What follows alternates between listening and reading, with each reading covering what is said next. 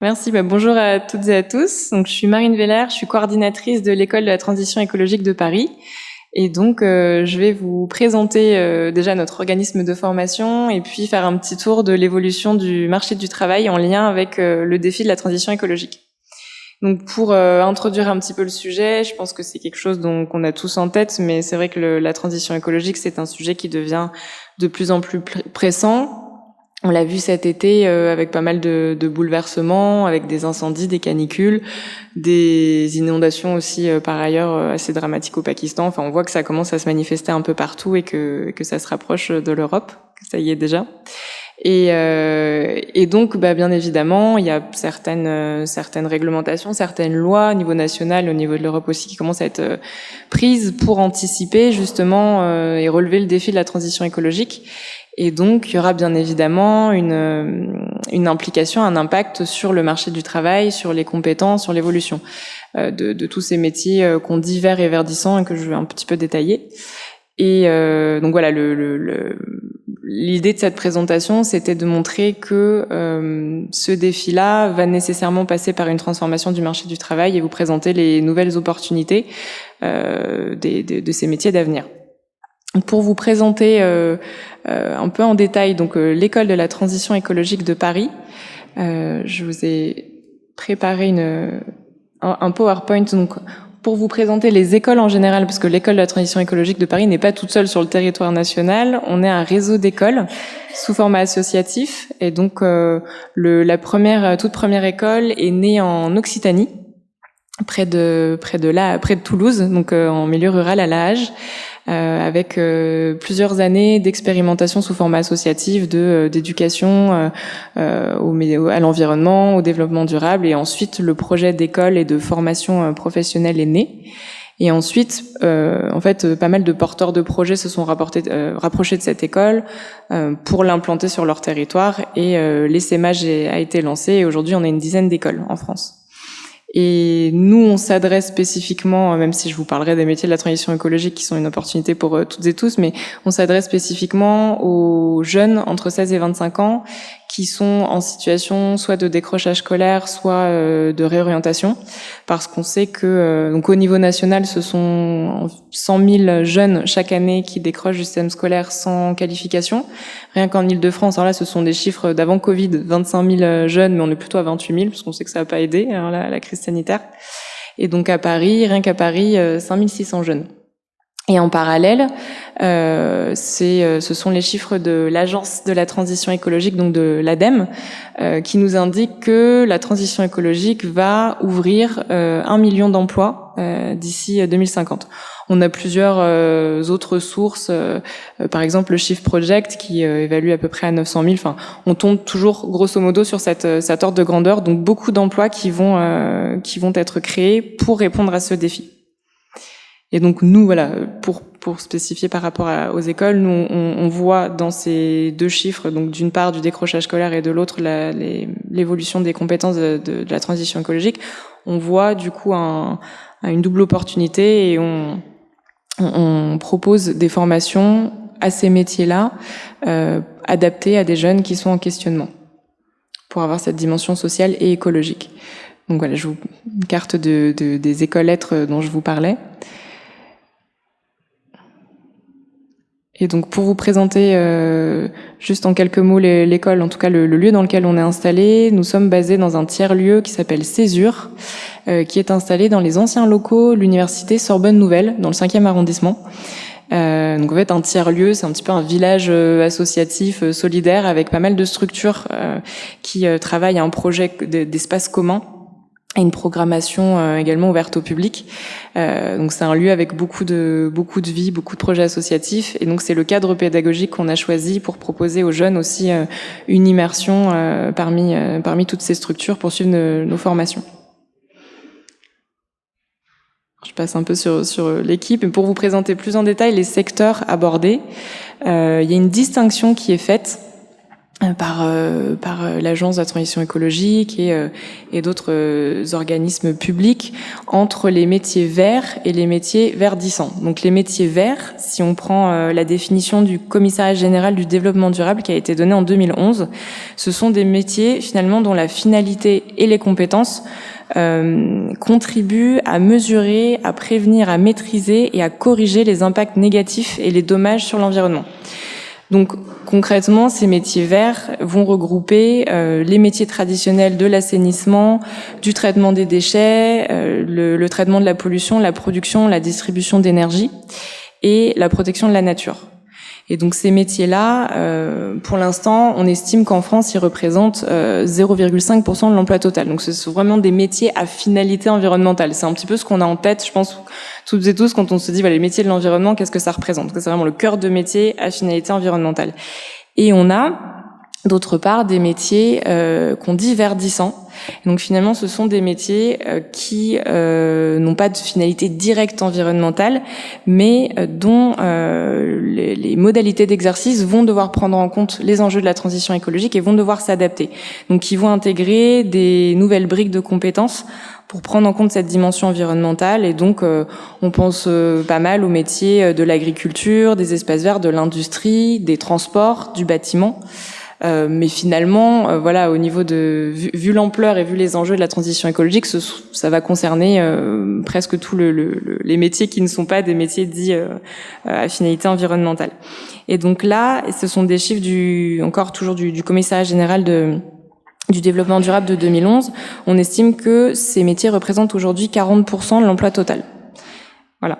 Donc il peut s'agir, pour donner un petit peu des exemples, d'un architecte qui va devoir se perfectionner sur les nouvelles normes environnementales pour prendre en compte toutes les questions de rénovation des bâtiments.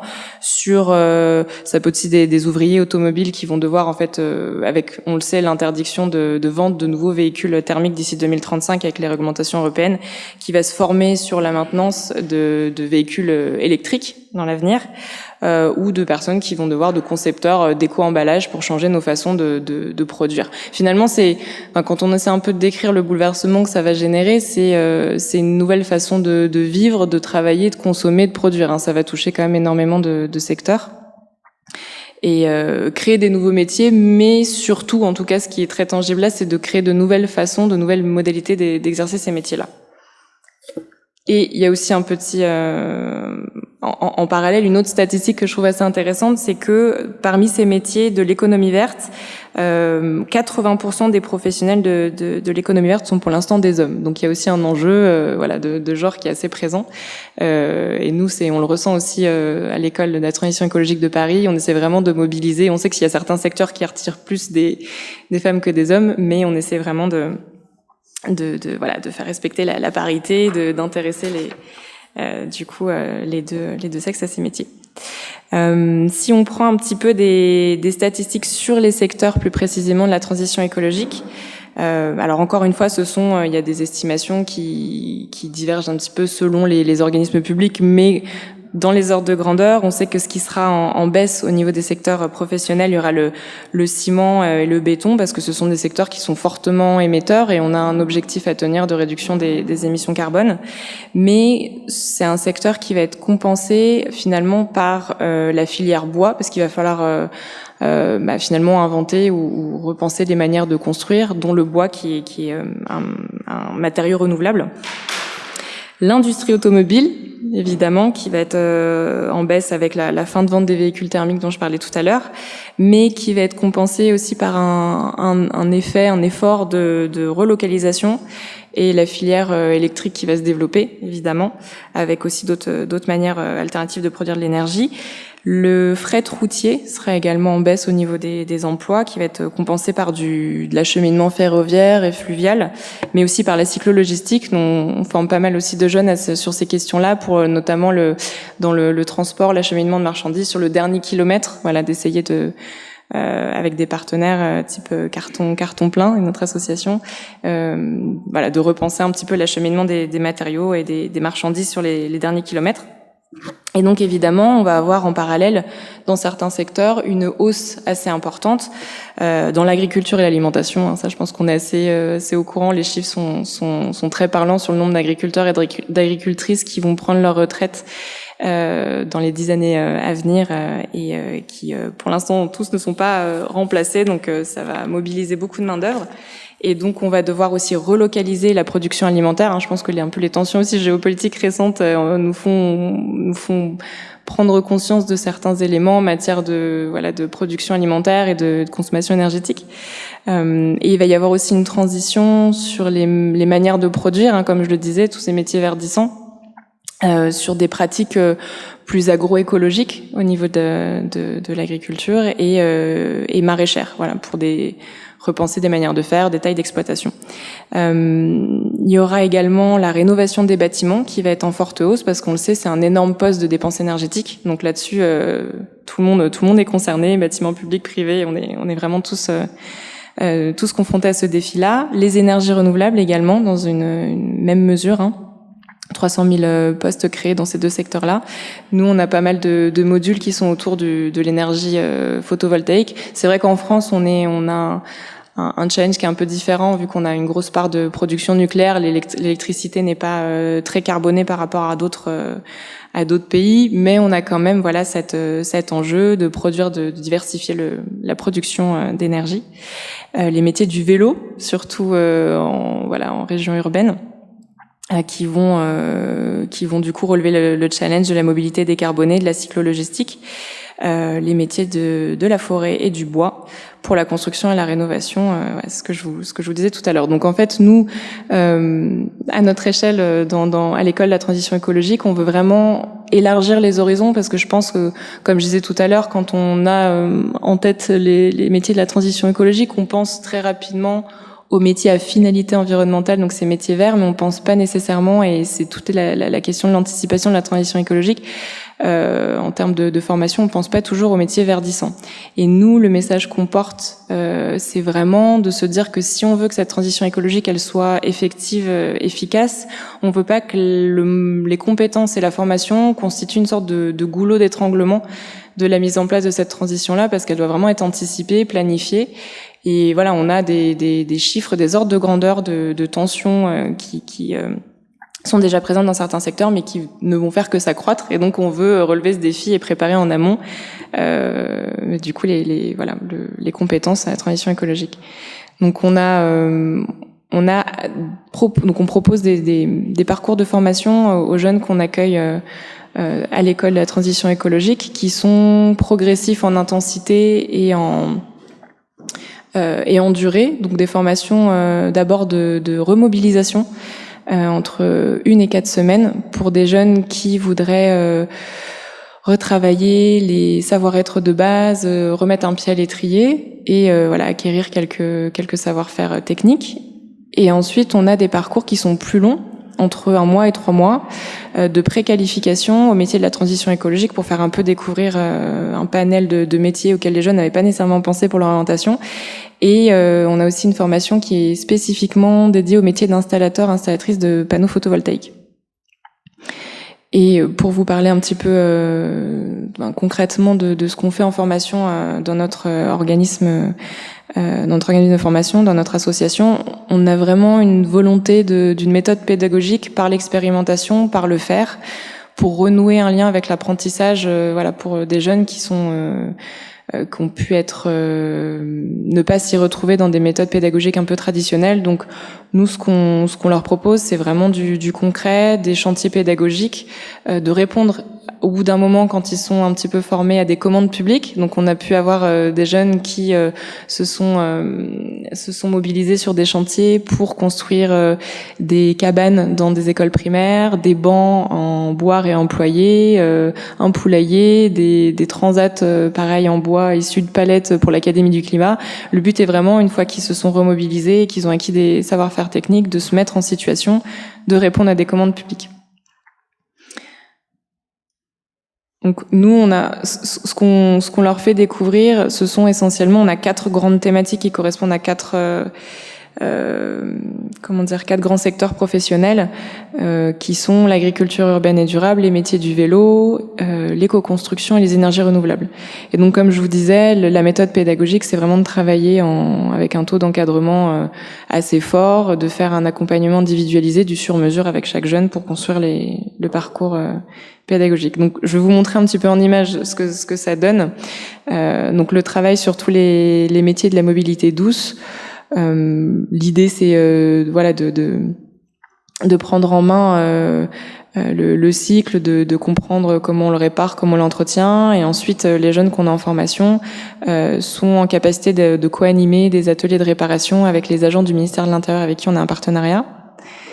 Et ce sont des métiers qui sont vraiment très très en tension. On a un jeune là qu'on voit sur les photos qui est venu en formation chez nous, qui a suivi ensuite une formation de mécanicien réemploi cycle. Donc toute l'idée, là typiquement sur les métiers du vélo, on est sur une transformation des métiers du secteur des transports parce que il y a un focus sur le vélo, et en plus de ça, nous on amène un enjeu d'économie circulaire, donc de réutilisation de certaines pièces et certains matériaux, d'où l'intitulé de la formation mécanicien réemploi cycle.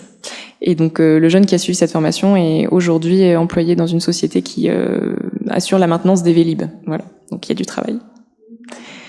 Donc là, sur les énergies renouvelables, on a eu des modules pour comprendre le fonctionnement de l'énergie solaire et des éoliennes. On a eu des petites maquettes d'éoliennes pour montrer un petit peu le fonctionnement de ces technologies-là.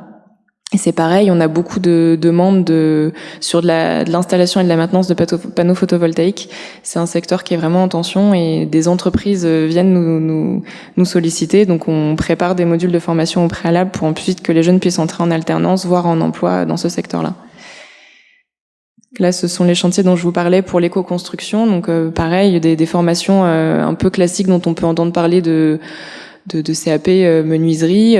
On a des partenariats avec il y a des grands organismes de formation qu'on connaît qui déjà s'adaptent et modulent les contenus pour prendre en compte toute cette exigence du réemploi, et d'autres formations qui naissent et qui sont vraiment axées menuisière en économie circulaire pour prendre en compte toute cette dimension de réemploi des matériaux. Donc là, les jeunes, ce sont les chantiers dont je vous parlais. En haut à droite, de construction d'une cabane avec du bois. En fait, c'était le bois qui constituait une cabane qui était un petit peu tombée en ruine, qu'ils ont toute reconstruite, et en bas à gauche, des transats pour l'inauguration de l'Académie du climat. On a aussi des nouveaux métiers. Donc là, typiquement, c'était pour mettre en lumière le métier de maître composteur. Ce qu'on a fait avec les jeunes, c'est qu'on a, avec la ville de Paris, en partenariat, on a construit puis géré un site de compostage sur le lieu de formation. Et l'idée, c'est de sensibiliser les jeunes justement à ces métiers de gestion des biodéchets, donc gestion de proximité, parce que c'est un métier avec une formation pour le coup qui est très courte, c'est une 50aine d'heures. Et donc l'évolution des réglementations étant axée sur la gestion vraiment de proximité de ces biodéchets, les collectivités territoriales vont très prochainement devoir justifier d'une méthode et d'une gestion de ces biodéchets, et donc il y a un besoin grandissant là-dessus. Et ce métier, c'est installer, faire un diagnostic terrain, installer des sites de compostage, que ce soit dans des collectivités, des associations, ça peut être aussi des composts de quartier.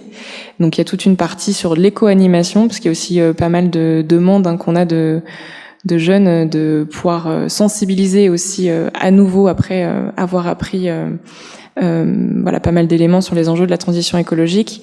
Éco-animateur notamment, c'est aussi un débouché qui peut être en tension, parce que il y a un enjeu de sensibilisation. Et donc quelques photos aussi pour mettre en lumière des ateliers qu'on a sur les métiers de l'agriculture urbaine et durable, parce que il y a aussi des métiers qui sont disponibles dans ce secteur, même en région urbaine, même si on n'y pense pas nécessairement. Et qui sont également en tension. Là, vous voyez des installations des parcelles qui ont été faites par les jeunes au lycée François Villon. Et des visites, nous aussi, ce qu'on veut vraiment mettre en place dans nos formations, c'est que les jeunes puissent rencontrer, être dans l'expérimentation et rencontrer des professionnels de ces secteurs-là pour leur poser toutes leurs questions sur les modalités pratiques des métiers, parce qu'on peut être intéressé par une thématique et pour autant se demander si dans le quotidien, ce sont des orientations professionnelles qui conviennent. Donc nous, on a vraiment un accès, un angle très terrain et rencontre de professionnels, échange sur les pratiques, sur les débouchés, sur les modalités de travail. Et l'économie circulaire, qui est vraiment une thématique qui est transversale dans nos formations. Simplement, au lieu de passer d'une économie linéaire, donc de la production à l'utilisation jusqu'au déchet qui n'est pas réutilisé, avoir ce cercle vertueux de se dire, voilà, réutiliser, réparer, réemployer tous les matériaux qu'on utilise. Et donc, pour vous faire un petit panel des sorties de parcours des jeunes qu'on a accueillis en formation. Donc on a eu des jeunes qui sont partis sur cette formation dont je vous parlais, d'éco-animation, guide composteur, de menuisier en économie circulaire, d'animateur fluvial puis de jardinier paysagiste, encore mécanicien cycle, production horticole. Enfin voilà, il y a vraiment un large panel d'opportunités professionnelles dans ces secteurs-là. Donc voilà un petit peu pour la présentation de l'école. Je me dis que l'idée c'était de vous montrer aussi, je peux vous montrer une courte vidéo qui présente notre organisme de formation et vous verrez les jeunes en action un peu plus en détail sur les modules dont je vous ai parlé. Chaque jour, l'élève peut dire vraiment « aujourd'hui j'ai appris quelque chose ».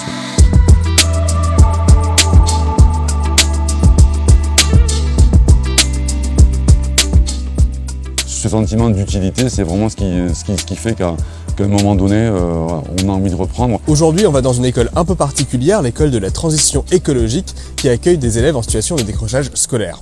Et pour comprendre comment elle fonctionne, on va tout de suite à la rencontre de Nicolas Mullet. Il est professeur au pôle innovant lycéen et fondateur de l'école de la transition écologique à Paris.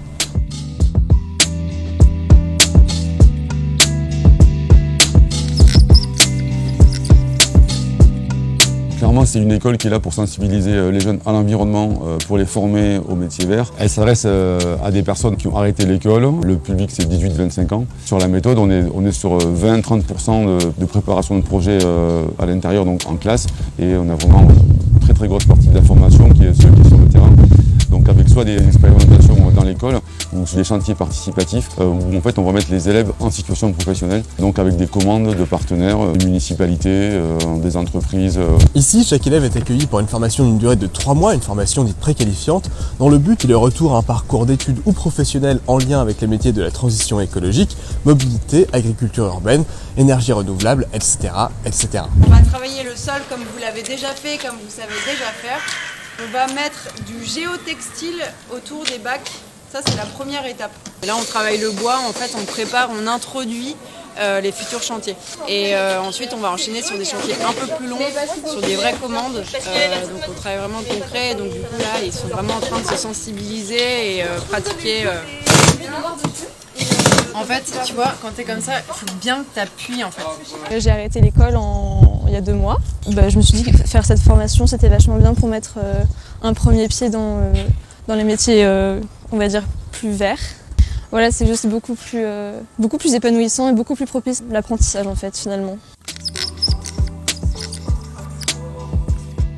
Si le fait d'être venu ici 3 mois, ça a pu redonner de la motivation et reprendre un parcours, pour nous, c'est une sortie positive, clairement. Donc je pense qu'on devait être à 80% de sorties positives avec des formations sur les 2-3 préqualifs précédentes. Donc voilà, c'est très positif. On travaille forcément sur des métiers en tension. Donc là, en gros, les jeunes savent que s'ils vont au bout des 3 mois ici, puis des 3 à 6 mois chez des partenaires, derrière, il y a du travail. Pour moi, l'environnement, l'écologie, c'est un support. Quand je parle du sens, de remettre du sens dans les apprentissages, c'est en fait faire la relation entre ce qu'on apprend en classe et ce qui se passe dehors. Voilà. À chaque fois, donner la possibilité donc, aux jeunes de comprendre pourquoi on aborde telle ou telle thématique, parce que derrière, on va trouver des solutions à mettre en place pour arriver donc, à lutter, donc, que ce soit contre le réchauffement climatique, pour montrer que dans la vie, on peut se tromper, on peut revenir en arrière, on peut bifurquer, il y a plein de solutions possibles. Donc ça donne aussi pas mal de motivation parce qu'on se dit voilà, tout qu'on fait, se tromper, c'est pas un souci, ce qu'il faut, c'est faire des choix. Et nous, c'est ce qu'on leur dit, voilà, si tu viens ici, si tu bosses bien pendant 3 mois, tu vas avoir pas mal de choix à la sortie.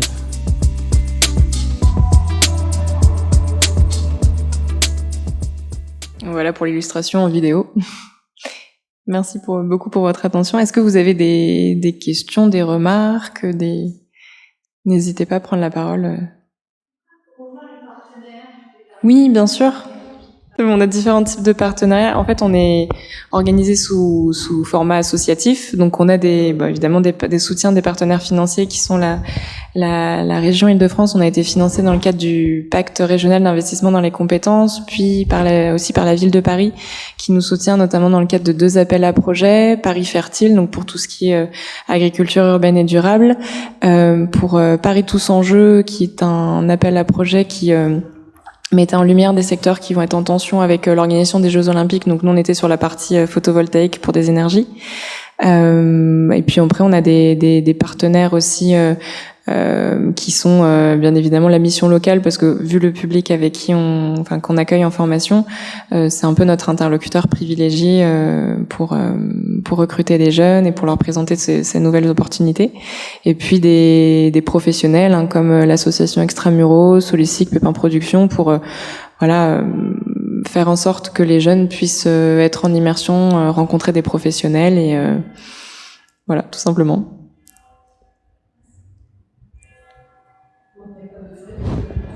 Non, ce sont des formations qui sont gratuites et qui, en plus, avec ce partenariat avec la mission locale, parfois les jeunes, suivant leur situation et leur éligibilité, peuvent rentrer dans le dispositif contrat d'engagement jeune, qui leur permet, avec cette obligation d'avoir une activité 15 heures par semaine, qui leur permet parfois d'avoir une indemnité pendant le moment où ils sont en formation, sous réserve d'être dans les conditions d'éligibilité, mais nous, les formations sont bien évidemment gratuites.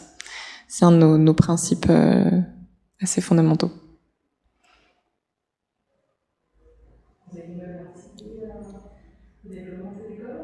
Oui, moi j'ai rejoint le projet. Finalement, l'école, la structure associative a été créée il y a quelques années, mais l'activité, l'offre de formation a été lancée au tout début d'année dernière. Et moi, en tant que formatrice, j'ai rejoint le projet en octobre, donc ça fait quasi presque pile 1 an, du coup, que je suis dans la structure. Nous sommes en fait, pour vous tracer un petit peu l'histoire, elle a été créée par Nicolas Mullet, donc on voit dans la vidéo, qui est une formation d'enseignant dans l'éducation nationale sur des enseignements technologiques, et qui là depuis une dizaine d'années a vraiment orienté son activité professionnelle en faveur des jeunes qui sont en situation de décrochage scolaire, qui a passé le certificat de lutte contre le décrochage scolaire aussi par ailleurs, et donc qui travaille en parallèle, qui est en mi-temps dans 2 structures qui travaillent en parallèle, au pôle innovant lycéen, qui est adossé au lycée François Villon, dans le 14e arrondissement, et donc qui est dans ce micro-lycée, qui est une structure qui est déjà adaptée à des jeunes qui sont en questionnement ou qui ont fait une pause à un moment dans leurs études et qui reprennent la formation initiale, et qui en parallèle a fondé l'école de la transition écologique de Paris, et qui en est le directeur. Mais il y a toute cette expérience qui a été apportée par son enseignement dans l'éducation nationale. L'idée, c'est vraiment sur toute la méthode pédagogique, de venir en complément de la formation initiale et de l'éducation nationale. Et on ne se substitue à rien, on vient simplement apporter un autre angle et une autre offre pour des jeunes qui sont en questionnement, mais on est très en lien avec des structures d'éducation nationale. Alors, nous, à notre stade de développement à l'école Lettres Paris, on propose pas encore de formation qualifiante. Donc là, la formation la plus longue de 3 mois, c'est une formation préqualifiante. En revanche, la toute première école qui est née vers Toulouse propose déjà une formation qualifiante. C'est un titre pro menuiserie en économie circulaire. On va, je pense, d'ici quelques années, très prochainement, monter une formation certifiante, mais pour l'instant, ce n'est pas le cas. En revanche, dans le stade de développement des écoles, la transition écologique, c'est quelque chose qui va être proposé à terme. Mais c'est aussi, le stade de la préqualification, c'est aussi adapté à un public qui se pose des questions et qui est pas nécessairement prêt tout de suite à se remettre en marche sur d'une formation qualifiante. Et donc c'est une sorte de sas, de découverte métier où on affine le projet professionnel, où on le co-construit. C'est pour ça qu'on prend vraiment des petites promotions. Et ça permet d'affiner pour ensuite entrer sur des formations qualifiantes. Et donc parmi tous les jeunes qu'on a accueillis, donc on a accueilli 35 l'année dernière, en 2021, et on a eu 71% de ces jeunes-là qui sont entrés soit en formation qualifiante, soit en emploi. La grande majorité en formation qualifiante, en toute transparence, et donc qui ont affiné leur projet professionnel et qui ont derrière se sont remobilisés ou construit leur projet et sont entrés en formation qualifiante dans un des secteurs qu'on leur a fait découvrir. Merci beaucoup. Est-ce qu'il y a éventuellement d'autres questions, d'autres remarques? Je vous en prie, je vous écoute.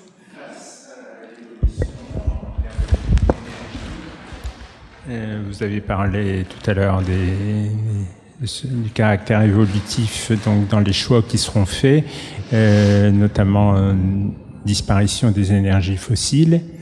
Est-ce qu'il y a un module au sein de votre école qui traiterait, je dirais, de tout ce qui est choix des achats des municipalités en termes de matériel roulant, puisqu'aujourd'hui on sent en fait que les communes, communautés de communes, communautés d'agglos sont toutes hésitantes parce qu'elles n'ont pas des solutions, je dirais, qui leur convient réellement, surtout en termes d'autonomie. Investir dans un véhicule, dans un camion qui va faire de la collecte des déchets et qui a une autonomie qui est faible, ça ne convient pas aux utilisateurs. Et bon, je pense que il serait nécessaire que quelqu'un vienne un petit peu en appui de ces décideurs pour structurer un peu les appels d'offres et puis peut-être trouver enfin la solution avec les constructeurs sur des matériels qui sont comme ceux qu'on a aujourd'hui en énergie fossile. Donc oui, les formations qu'on propose sont pas nécessairement axées là-dessus. Enfin, en tout cas, c'est une question qui est assez large et sur laquelle en fait les métiers qui sont verdissants dans le secteur des achats ou la logistique ou autre, tout, je pense que beaucoup de structures dont les collectivités locales réfléchissent à des aménagements, des alternatives. Donc c'est vrai que c'est pas tant une question vraiment qui a une thématique spécifiquement sur votre question qui est abordée en formation, mais tout ce qui est comme je vous disais, gestion des biodéchets, trouver des manières alternatives de produire de l'énergie de façon indirecte. Les formations que l'on propose visent à induire un changement des pratiques des organismes, des privés ou publics, mais c'est pas une question qu'on aborde vraiment très spécifiquement dans nos formations. Je sais pas si ça répond un peu à votre question. Non, mais Pardon, j'entends peut-être mal sans le micro. Je suis désolée, j'entends vraiment pas très bien sans le micro. Dites-moi. Non, j'avais cette sensation que ça demandait des compétences un petit peu de technicien supérieur, enfin de niveau BTS. Oui, c'est vrai. Nous, c'est vrai nous, les formations qu'on propose, il y a à la fois des jeunes qui s'orientent spontanément vers des métiers qui demandent un niveau de qualification avec plusieurs années d'études. Nous aussi, avec les exigences aussi de public qu'on a qui sont en difficulté, qui ont parfois la question financière qui est assez prégnante ou qui ont envie de reprendre une formation mais pour rentrer assez vite dans le marché de l'emploi. C'est moins le type de métier vers lequel on s'oriente, mais effectivement, je suppose qu'il y a d'autres organismes de formation qui peuvent proposer des modules qui sont axés sur ces enjeux-là.